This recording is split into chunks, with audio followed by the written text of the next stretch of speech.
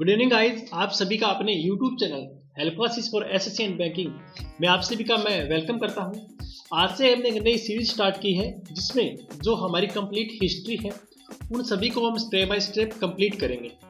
और ऐसा नहीं कि हिस्ट्री में हम कंप्लीट पढ़ेंगे, हम हिस्ट्री में सिर्फ उन्हीं पॉइंट्स को डिस्कस करेंगे, उन्हीं पॉइंट्स के बारे में हम क्वेश्चन आंसर करेंगे जो एग्जाम में रिपीट हो रहे हैं पीछे step by step her exam में, चाहे एसएससी का हो, चाहे रेलवे का हो, चाहे एचएसएससी का, चाहे कोई भी एग्जाम हो जिसमें हिस्ट्री के क्वेश्चन आते हैं।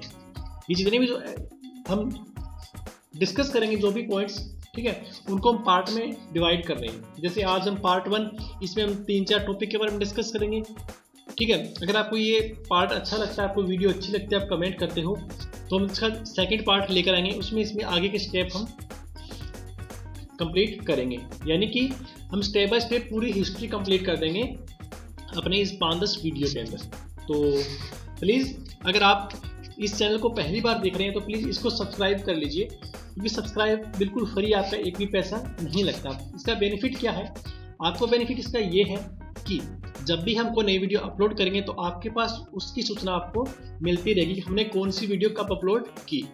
और हमारा बेनिफिट ये है कि हमें ये पता चलता रहेगा कि कितने लोगों को हमारी वीडियो से बेनिफिट हो रहा है, या कितने ऐसे स्टूडेंट हैं जो हमसे कनेक्टेड है अपने इस चैनल के थ्रू। तो प्लीज़ इसलिए आप इस चैनल को सब्सक्राइब कर लीजिए अगर आपने अभी तक नहीं किया है तो। और हाँ, अगर आपको वीडियो अच्छी लगे तो प्लीज़ इसको लाइक जरूर कीजिएगा और कमेंट भी कीजिएगा। आपकी जो भी प्रॉब्लम हो, आपको जो भी समझ में ना आया हो, जो भी पॉइंट आप क्लियर करना चाहते हो, तो प्लीज़ आप कमेंट कर दीजिएगा। ओके, तो चलिए स्टार्ट करते हैं आज की हमारी video. History important history notes part 1।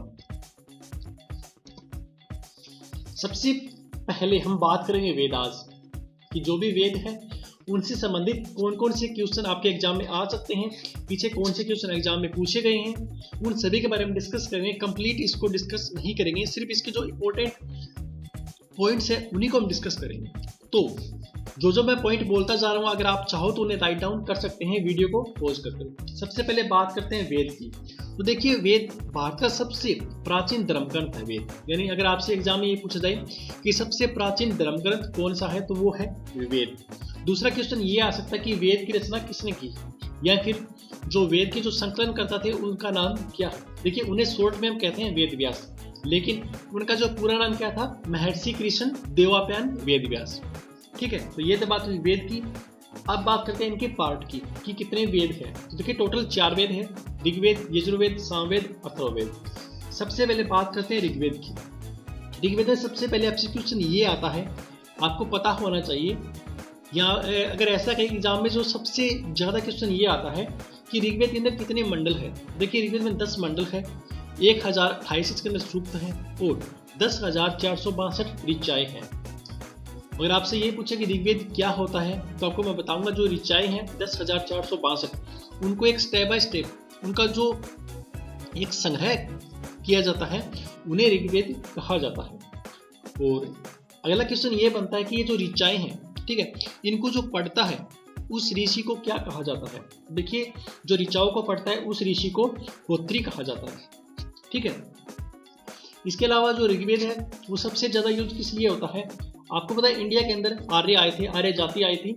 उस बारे में हम कंप्लीट आगे की वीडियो में डिस्कस करेंगे, लेकिन आपको थोड़ा शॉर्ट में बताना चाहूँगा कि जो ऋग्वेद है उनकी जो पॉलिटिकल या जो इनकी हिस्ट्री थी उनके बारे में अगर आपको जानकारी प्राप्त करना है तो सबसे ज़्यादा आपको फ़ायदा मिलेगा ऋग्वेद से। आप ऋग्वेद से उनके बारे में काफ़ी कुछ जान सकते हैं।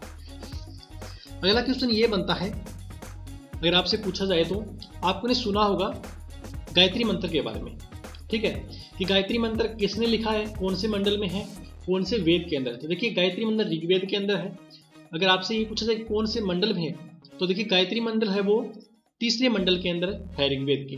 और इसको लिखा किसने था, इसके क्रिएटर कौन थे, विश्वामित्र। और ये जो सूर्य देवता थे सावित्री, उसको ये समर्पित है, यानी उसको लेकर ये इसकी रचना की गई है। इसके अलावा आपसे एक क्वेश्चन और भी बनता है कि खिल, KHIL, कि खिल किसे कहा जाता है। ठीक है, देखिए, ये जो ऋग्वेद के इसके जो 10 मंडल थे, ठीक है, इसका जो 8वां मंडल था उनमें जो हैंडराइटिंग जो ऋचाएँ थी उनको खिल कहा जाता है। इसके अलावा आपसे ये भी पूछ सकते हैं कि जो देवता सोम थे, उनका वर्णन ऋग्वेद के कौन से मंडल में है? तो उनका मंडल ऋग्वेद के 9वें मंडल के अंदर है। ठीक है, तो ये कुछ पॉइंट थे ऋग्वेद से रिलेटेड। दो छोटे से क्वेश्चन और बनते हैं ऋग्वेद को लेकर, वो ये कि आपसे एग्जाम में पूछा जा सकता है कि कौन से देवता के लिए कितनी ऋचाएं की निर्माण किया गया है। तो देखिए, जो देवता इंद्र थे उनके लिए 250 और जो देवता सूर्य थे उनके लिए 200 ऋचाओं का निर्माण किया गया था। अगर आपसे एग्जाम में पूछे कि इंद्र के लिए तो 250 और सूर्य के लिए 200 ऋचाओं का निर्माण किया गया था। तो ये तो बात हुई ऋग्वेद की। अब बात करते हैं यजुर्वेद की कि यजुर्वेद के लिए क्या था। सबसे पहले बात करते हैं कि यजुर्वेद ये एकमात्र ऐसा एक वेद है, वेद का ये पार्ट है जो गद्य और पद्य दोनों के अंदर है, यानी जो लिखा भी गया है उसको पढ़ा भी जा सकता है। दूसरा, इसके अंदर क्या चीज इसके अंदर इंपॉर्टेंट है यजुर्वेद के अंदर, देखिए इसमें जो सबसे इंपॉर्टेंट बात ये है कि इसके अंदर जो टाइम का जो हम बोलते हैं डिसिप्लिन, ठीक है, या दूसरा जो उस टाइम जो मंत्र वगैरह होते थे या किसी की बलि दी जाती थी, ठीक है, उनके बारे में इसके अंदर बताया गया है यजुर्वेद के अंदर। और दूसरा जो टाइम का अनुशासन था उनके बारे में भी यजुर्वेद के अंदर डिस्कशन की गई है। और इनका जो कंप्लीट संकलन है, इसका जो जितने भी मंत्र थे और जो बलि के समय जो अनुशासन, जो समय डिसिप्लिन के बारे में जो नियम थे, उनको ही यजुर्वेद कहा जाता है। और इनको जो पढ़ता है, इनका जो ऋषि होता है, इनको जो पाठकर्ता होता है, उनको क्या कहा जाता है? अर्धव्यू। ओके, तो ये थे यजुर्वेद से संबंधित कुछ पॉइंट्स। अब बात करते हैं सामवेद की। सामवेद के बारे में सबसे इंपॉर्टेंट बात ये है कि आज हमारा जो संगीत है, जो क्लासिकल म्यूजिक है, उसका जो जनक है वो सामवेद ही है। और जो सामवेद को जो पढ़ता है उनको क्या कहा जाता है? उद्रात्री, उर्दात्री। ठीक है, और ये एकमात्र ऐसा वेद है जिसको आप गा सकते हो, मतलब एक आनंद में तरीके से आप इसको गुनगुना सकते हो, इनके अंदर इसके अंदर जो भी लिखा गया है उनको। और दूसरी जो मैंने आपको बात बताई कि ये जो इंडिया का जो भारतीय संगीत है उसका ये जनक है। अब बात करते हैं अथर्ववेद की। सबसे पहले आपको मैं पॉइंट क्लियर करना चाहूंगा कि जो सबसे प्राचीन वेद है वो कौन सा है? ऋग्वेद। और जो सबसे नया, जो सबसे लास्ट का वेद कौन सा है? अथर्ववेद। जैसा कि नाम से स्पष्ट है अथर्ववेद, तो इसके रचयिता कौन थे, यानी इसका निर्माण किसने किया था? वो किया था अथर्वा ऋषि ने। और इसके अंदर आपने आज के टाइम में सुना होगा, आज इतना ज़्यादा नहीं है, लेकिन प्राचीन टाइम में जितने भी जो तंत्र मंत्र, जो जादू टोना, जो किसी को वशीकरण करना, किसी को वश में करना, किसी को साप दे देना या आशीर्वाद, ये जितने भी जो लव मैरिज वगैरह, प्रेम, ठीक है, उनके बारे में इसके अंदर डिस्कशन की गई थी। ये जितने भी जो रोग थे, उनके जो इलाज थे, उनके बारे में इसके अंदर बताया गया था। यानी ये जादू टोना, जो तंत्र मंत्र विद्या थी, उससे संबंधित जितनी भी जो बातें होती है वो सारी इसके अंदर संकलित है। आज के टाइम में जो भी लोग इसको यूज करते हैं तो उन्हें सबसे पहले इसी वेद का सहारा लेना पड़ता है। इसके अलावा अथर्ववेद में जो सबसे गलत बात ये थी, जो एग्जाम में पूछा जाता है कि कौन से वेद के अंदर जो लड़की है, जो कन्या है, ठीक है, उनके जन्म के बारे में निंदा की जाती है। तो एकमात्र ग्रंथ है अथर्ववेद, जिसके अंदर जो लड़की है उनके जब जन्म होता है तो उनके बारे में इसके अंदर गलत बताया गया है। तो ये तो बात हुई वेदों के बारे में। अब बात करते हैं इसके कुछ और इससे संबंधित जितने जो टर्म्स हैं, जो इंपॉर्टेंट वर्ड्स हैं, उनके बारे में। तो सबसे पहले बात करते हैं कि वेदांत किस लिए थे, इनका निर्माण किस लिए हुआ था। तो देखिए, ये जितने भी वेद थे, अगर आप इनको अच्छी तरह से इनको समझना चाहते हो तो उन्हीं के लिए वेदांत की रचना हुई थी। वो टोटल 6 वेदांत हैं। वो कौन कौन से हैं? शिक्षा, ज्योतिष, कल्प, व्याकरण, निरुक्त तथा छंद। तो टोटल 6 वेदांत थे और इनका निर्माण हुआ था जितने भी जो वेद थे उनको समझने के लिए। तो ये बात हुई वेदांत की। अब बात करते हैं पुराण की कि पुराण किस लिए यूज किए जाते थे। देखिए, हमारा भारतीय जो इतिहास है उनमें पता नहीं कितनी जो ऐतिहासिक, जो हिस्टोरिकल जो कथाएं हैं, उनके बारे में हमें सुनने को मिलता है। अगर ऐसा बोले कि जैसे हमने सुना होगा, जैसे हम बोलते हैं कालचक्र, ठीक है, उनके बारे में स्टेप बाय स्टेप एक पुराण ही ऐसा है जिसके अंदर जितने भी जो कथाएं हैं उनका एक बोलते हैं ना समय के अनुसार, जैसे 1920 में कुछ हुआ, 1921 में कुछ हुआ, ये फॉर एग्जांपल आपको मैं बता रहा हूँ कि जैसे आपको स्टेप बाय स्टेप मिलेंगे। ऐसा नहीं कि सबसे पहले आप 1955 के बारे में पढ़ रहे हो, ठीक है, फिर आप 1950 के बारे में पढ़ रहे हो। इसमें स्टेप बाय स्टेप था, 1920 से लेकर 1921-22 ऐसे ऐसे उन सभी जो कथाएं थी उनका वर्णन या उनके बारे में आपको जानने के लिए पुराण सबसे ज्यादा आपकी सहायता कर सकते हैं। तो आपके एग्जाम में क्वेश्चन ये आ सकता है पुराण के बारे में कि पुराणों की रचना किसने की थी। तो देखिए, पुराणों की रचना दो बाप बेटे थे, उनका नाम क्या था, उनके पिता थे लोमहर्ष और उनके पुत्र का नाम था उग्रसर्वा। उन दोनों ने इसकी रचना की थी। और टोटल इनकी जो संख्या है पुराण की वो 18 है, लेकिन उनमें जो इम्पोर्टेंट है, जिनमें सभी जितने भी जो हिस्टोरिकल कथाएं हैं उनके बारे में जानने को मिलता है, वो जो इम्पोर्टेंट है वो सिर्फ 5 है। और वो कौन सी है, मत्स्य, वायु, विष्णु, ब्राह्मण एवं भागवत, जिसमें जितने भी जो राजा थे पुराने, उनकी जो वंशा थी, उनके जो वंश थे, उनके बारे में हमें जानने को मिलता है। और आपसे एग्जाम में ये पूछा जा सकता है कि सबसे पुराना पुराण कौन सा है, तो मत्स्य पुराण सबसे प्राचीन है। और जितने भी जो पुराण थे वो लगभग जितनी भी जो सिंपल संस्कृत लैंग्वेज थी, संस्कृत जो श्लोक थे, उन्हीं रूप में वो लिखे गए थे। ये बात हुई पुराण की। अब बात करते हैं अष्टाध्यायी। देखिए, अष्टाध्यायी क्या चीज है, आपको पता है जैसे हिंदी हमारी लैंग्वेज है, वैसे ही संस्कृत हमारी लैंग्वेज है। और वैसे ही ये जो अष्टाध्यायी है, ये जो संस्कृत भाषा है, उनकी जो व्याकरण है उसकी ये प्रथम बुक है। और इसके लेखक कौन है अष्टाध्यायी के, अगर आपसे एग्जाम में पूछे जाए तो उनका नाम है पाणिनि। क्या नाम है, पाणिनि। तो ये तो बात हुई वेदास के बारे में। कुछ इंपॉर्टेंट क्वेश्चन जो आपके एग्जाम में आ सकते थे मैंने सारे इसके अंदर डिस्कस कर लिए हैं, जितने भी जो पॉइंट्स थे वो।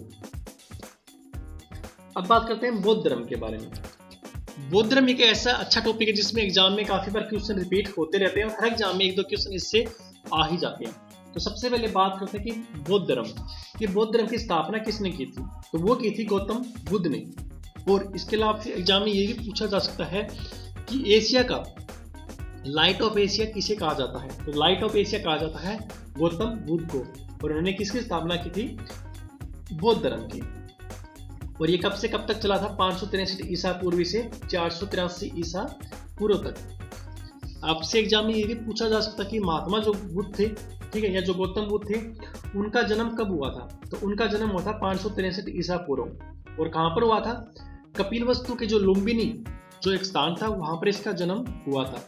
और गौतम बुद्ध के जो पिता थे उनका नाम क्या था, सुशोधन।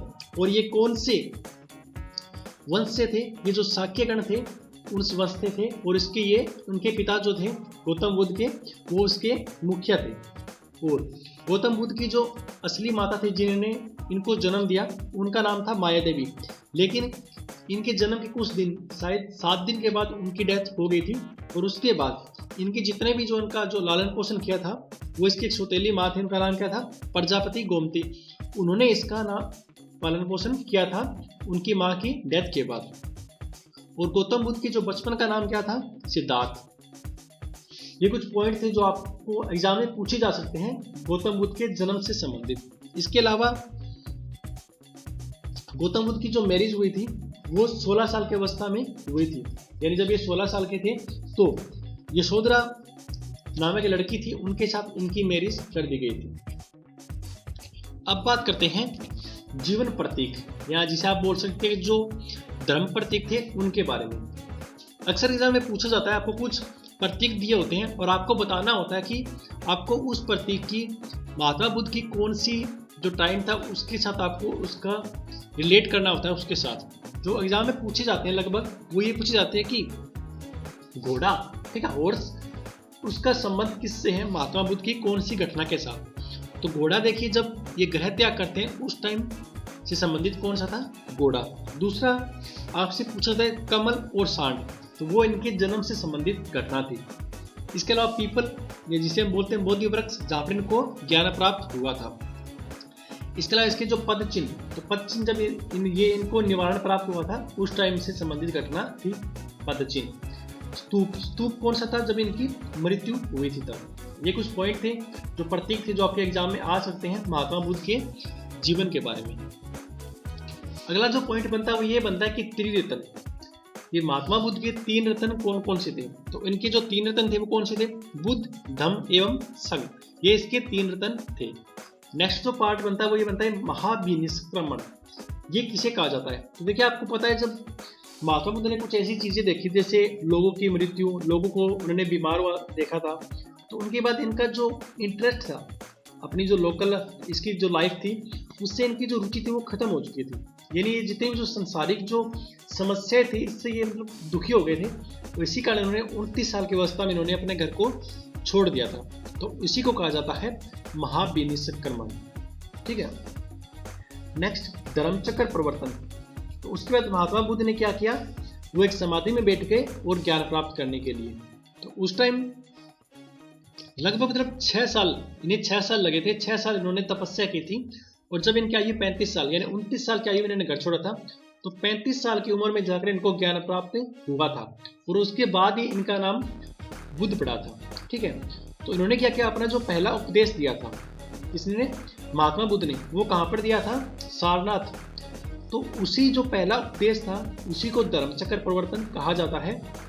ठीक है। तो ये तो हुआ धर्मचक्र प्रवर्तन। नेक्स्ट बात करते हैं महापरिनिर्वाण। तो देखिए परिवार निर्वाण से मतलब क्या समझते हैं? किसी चीज को छोड़ देना। यानी कि महात्मा बुद्ध की जो मृत्यु हुई थी उससे संबंधित ये पॉइंट है। तो उनकी मृत्यु जब 80 साल की उनकी जो उम्र थी 483 ईसा पूर्व, उस टाइम उनकी मृत्यु हो गई थी। और आपसे ये भी पूछा जा सकता है कि कहाँ पर हुई थी? तो कुशीनारा, जो कि अभी फिलहाल जो उत्तर प्रदेश के जो देवरिया स्थान है उस जगह पर वो जगह थी, वहाँ पर इनकी मृत्यु हुई थी। और उसी जो सिचुएशन थी उस टाइम को, उस घटना को महापरिनिर्वाण कहा जाता है जो बौद्ध धर्म है उसके अंदर। तो ये थे महात्मा बुद्ध से संबंधित या बौद्ध धर्म से संबंधित कुछ पॉइंट जिसके बारे में आपसे एग्जाम में पूछा जा सकता है। अब बात करते हैं सिंधु सभ्यता के बारे में। सबसे पहले जो क्वेश्चन आता है सिंधु सभ्यता के बारे में वो ये आता है कि इसका जो टाइम माना गया वो कौन सा माना गया है, यानी किस समय अंतराल के बीच में सिंधु सभ्यता के बारे में बताया गया है। तो 2400 ईसा पूर्व से लेकर 1700 ईसा पूर्व के बीच में इसका जो टाइम माना गया है। और सिंधु सभ्यता की जो खोज की थी उस खोज को करने के लिए जो टेक्निक यूज की गई थी उसको क्या बोला जाता है? Radio carbon C40। इसका एक जो टेक्निक है जिसके द्वारा जो प्राचीन जो चीजें उनके बारे में, उनकी जो उम्र थी उनके बारे में पता लगाया जाता है। नेक्स्ट जो क्वेश्चन बनता है वो ये बनता है कि इसकी खोज किसने की थी सिंधु सभ्यता की? तो देखिए इसकी खोज की थी राय बहादुर दयाराम साहनी ने। ये पॉइंट आप क्लियर। नेक्स्ट जो एग्जाम में आपसे क्वेश्चन ये आता है बंदरगाह, कि सिंधु सभ्यता में कौन कौन से बंदरगाह थे? तो 2 मुख्य बंदरगाह थे जो एग्जाम में पूछे जाते हैं, और वो 2 बंदरगाह कौन से थे? लोथल तथा सूतकोजुदा। ये उस टाइम के 2 बंदरगाह थे। नेक्स्ट पॉइंट ये बनता है कि प्रसिद्ध बड़े नगर, यानी कि जब सिंधु सभ्यता की खोज हुई थी तो बहुत सारे नगर वहां पर मिले थे, लेकिन उनमें 6 जो नगर थे उनको जो बोलते हैं ना बड़े, उन नगर की जो उनको नाम, उनका नाम दिया गया था। तो वो 6 नगर कौन से थे? तो सबसे पहले थे मोहनजोदड़ो, उसके बाद हड़प्पा, गढ़वारीवाला, धोलावीरा, राखीगढ़ी तथा कालीबंगन। राखीगढ़ी आपको पता है हरियाणा के अंदर है, कालीबंगन आपको पता है राजस्थान के अंदर है, और जो मोहनजोदड़ो थी वो पाकिस्तान के जो सिंध है उसके अंदर है फिलहाल, और जो हड़प्पा है वो भी पाकिस्तान के अंदर है, और जो धोलावीरा वो गुजरात के जो कच्छ जिला है उसके अंदर है। ठीक है। तो ये थे इसके कुछ प्रसिद्ध बड़े नगर। अब बात करते हैं फसलें, कि सिंधु सभ्यता टाइम कौन सी फसलें थी? उस टाइम जो मुख्य फसल कौन सी थी? गेहूं और जौ। और इसके अलावा उस टाइम जैसे आज हम शुगर का यूज करते हैं चीनी मिठास के लिए, तो उस टाइम मिठास के लिए शुगर का यूज नहीं करते थे। उस टाइम मैंने सुना हनी, जिसे हम शहद बोलते हैं, उसका ये यूज करते थे। अब बात करते हैं इनकी लिपि, कि इनकी लिपि कौन सी थी? जैसे अभी हिंदी की देवनागरी है वैसे ही इनकी लिपि कौन सी थी राइटिंग की? तो वो थी भावचित्रात्मक। यानी कि आपने देखा वो आज के टाइम हम जैसे पिक देखते हैं, जैसे ऐसे फोटोज बनी होती है, ठीक है, ये ड्राइंग इतनी अच्छी नहीं है, तो इस तरह की इनकी जो लिपि थी, यानी ये मतलब जो चेहरे के हाव भाव थे उनको ये प्रकट करते थे। और इनकी जो लिपि थी वो हमेशा दाएं से बाएं लिखी जाती थी, ना कि बाएं से दाएं। ठीक है, ये हो गई इसकी लिपि। अब एक पॉइंट जो एग्जाम में काफी बार पूछा गया है टेराकोटा। ये टेराकोटा किसे कहा जाता है? देखिए टेराकोटा हम जब अक्सर क्या करते हैं, जब आग होती है, ठीक है, जब आग में हम जैसे मान लीजिए जैसे हम घड़े बनाते हैं, ठीक है, कुछ भी मान लीजिए जैसे हम कोई भी ऐसी चीज़ में आग में हम पकाते हैं, जो मिट्टी की कुछ भी हो, मिट्टी के बर्तन मान लीजिए, कुछ भी चीज़, यानी जो मिट्टी की कोई भी ऐसा चीज़ बनी हो, अगर हम उन्हें आग के अंदर पकाते हैं तो उसको बोला जाता है टेराकोटा। यानी जो आग में जो बनी हुई मिट्टी की कुछ भी चीज़ें हैं उन्हें टेराकोटा कहा जाता है। ये कुछ पॉइंट थे सिंधु सभ्यता से संबंधित जो आपके एग्जाम में आ सकते हैं। नेक्स्ट हमारा जो टॉपिक है वो कौन सा है? जैन धर्म। तो सबसे पहले बात करते हैं जैन धर्म का टाइम क्या था। देखिए जैन धर्म का टाइम था 540 ईसा पूर्व से 468 ईसा पूर्व, ठीक है। नेक्स्ट जो एग्जाम में पॉइंट पूछा जाता है वो ये पूछा जाता है कि इसकी स्थापना किसने की थी? जैन धर्म की। देखिए जैन धर्म की जो संस्थापक थी या इसके जो प्रथम जो तीर्थकर थे उनका नाम क्या था? ऋषभदेव। और जो महावीर स्वामी थे ये 24वें और लास्ट इसके तीर्थकर थे जैन धर्म के, यानी इसके बाद ये सब कुछ समाप्त हो गया था। इसके अलावा आपसे एग्जाम में पूछा जा सकता है, जैसे कोई भी चीज़ हमें पता है लास्ट पूछा जाता है और पहला पूछा जाता है, वैसे ही लास्ट से पहला, यानी आपसे जो 23वां तीर्थकर था जैन धर्म का उसके बारे में ये आपसे पूछा जा सकता है। तो इसके 23वें तीर्थकर कौन थे जैन धर्म के? तो उनका नाम था पार्श्वनाथ। नेक्स्ट उपदेश भाषा, यानी महावीर स्वामी ने जितने भी उपदेश दिए थे वो कौन सी भाषा में दिए थे। नेक्स्ट जो पॉइंट बनता है वो ये बनता है कि त्रिरत्न, कि जैन धर्म के 3 रत्न कौन कौन से थे। तो देखिए उनके जो 3 रत्न थे उनमें सबसे पहला था सम्यक दर्शन, दूसरा सम्यक ज्ञान और तीसरा सम्यक आचरण। और इन सभी जो 3 रत्न थे उनको मतलब डिसिप्लिन में इनका आचरण करवाने के लिए महावर्त 5 महावर्तों की रचना की गई थी, जिससे ये अच्छे से इनको कंप्लीट किया है, इसको डिसिप्लिन में रखा जाए इन तीनों रत्नों को। तो वो 5 महावर्त कौन से थे आपसे ये भी एग्जाम में पूछा जा सकता है। तो पहला था उसमें अहिंसा, दूसरा सत्य वचन, तीसरा असत्य, अपरिग्रह और ब्रह्मचर्य। ये कुछ पॉइंट थे महावर्त से संबंधित। नेक्स्ट जो पॉइंट बनता है ये बनता है जैन संगीतियाँ, कि जैन संगीतियाँ उस टाइम कितनी हुई थी। तो उस टाइम सिर्फ 2 ही जैन संगीतियाँ हुई थी। पहली हुई थी 300 ईसा पूर्व जो कि पाटलिपुत्र में हुई थी, और दूसरी हुई थी 6ठी शताब्दी में बल्ब यानी गुजरात के अंदर। तो उस टाइम ये सिर्फ 2 ही जैन संगीतियाँ हुई थी। नेक्स्ट पॉइंट हमारा निग्रंथ, कि निग्रंथ किसे कहा जाता है। तो आपको मैं बताना चाहूँगा कि जो महावीर थे, जो महावीर स्वामी थे, इनके जितने भी जो चेले थे, चेले मतलब जो अनुयायी थे, उन्हीं को निग्रंथ कहा जाता था। यानी जो महावीर स्वामी के जो स्टेप बाय स्टेप इनके पीछे इनका जो आचरण करते थे उनको निग्रंथ कहा जाता था। नेक्स्ट जो पॉइंट बनता है कल्पसूत्र, कि कल्पसूत्र क्या चीज़ है। देखिए कल्पसूत्र एक जीवनी है, जो जितने भी जो जैन तीर्थकर थे, चाहे वो ऋषभदेव हो चाहे महावीर स्वामी हो, उन्हीं के ऊपर लिखी गई थी एक जीवनी कल्पसूत्र, और ये किसने लिखी थी? भद्रबाहु ने। नेक्स्ट जैन धर्म का विभाजन। आपको मैं बताना चाहूँगा कि जैन धर्म उस टाइम 2 अलग अलग पार्टों में डिवाइड हो गया था। तो एक तो थे दिगंबर और एक थे श्वेतांबर। श्वेतांबर वो थे जो श्वेत कपड़े पहनते थे, और दिगंबर वो थे जो कपड़े पहनते ही नहीं थे, यानी विदाउट क्लोथिज। ये कुछ पॉइंट थे जो आपके एग्जाम में पूछे जा सकते थे जैन धर्म से संबंधित। अब बात करते हैं वैदिक सभ्यता के बारे में। वैदिक सभ्यता के बारे में जो सबसे पहला क्वेश्चन बनता है वो ये बनता है कि वैदिक सभ्यता को कितने पार्टों में डिवाइड किया गया था, यानी इसका विभाजन कितने पार्टों में किया गया है। इसका विभाजन 2 पार्टों में, ऋग्वैदिक काल और उत्तर वैदिक काल में इसको डिवाइड किया गया है। जो ऋग्वैदिक काल है उसके जो समय था, उसका जो टाइम था, सीक्वल था, वो कौन सा था? 1500 से 1000 ईसा पूर्व। और दूसरा जो उत्तर वैदिक काल था इसका टाइम क्या था? 1000 ईसा पूर्व से 600 ईसा पूर्व।